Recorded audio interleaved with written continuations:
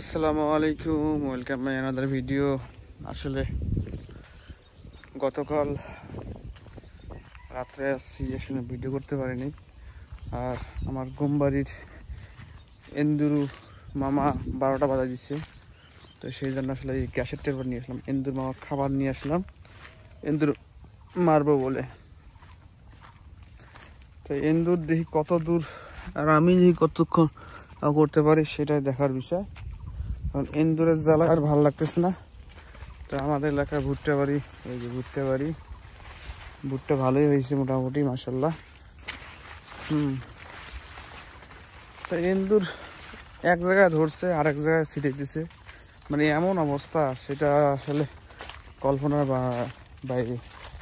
এন্দুরের যাতে ভালোই বিপদে আছি। কদিন আগে ধান বাড়ি এন্দুর মারলাম, এখন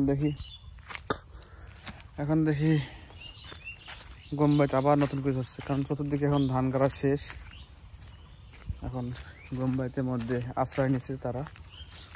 এই জন্য আসলে তাদেরকে এখন মারার ব্যবস্থা করতে হবে, আর গম বাড়ি শেষ করে হলে। কারণ গম যেহেতু বাইর হওয়ার সময় হয়ে গেছে, সেটা মাথায় রেখেই এখন এন্দুর মারতে হবে। তো আমাদের এলাকায় কিন্তু প্রায় গাড়াগাড়ি শেষ।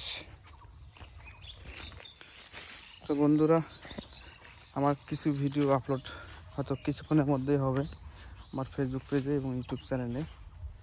তো যারা দেখবেন অবশ্যই লাইক কমেন্ট করবেন। আসলে নেট সমস্যা হওয়ার কারণে আসলে আমি আপলোড দিতে পারিনি গতকাল।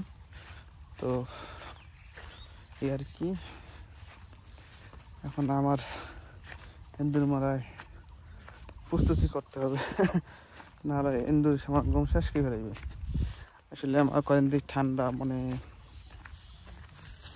6-7 দিন আগে থেকে ঠান্ডা শুরু হয়ে গেছে। কারণ মোটর রাইড করে রংপুর থেকে সিরাজগঞ্জ গেছিলাম, তো যাওয়ার কারণে আসলে ঠান্ডাটা লাগে।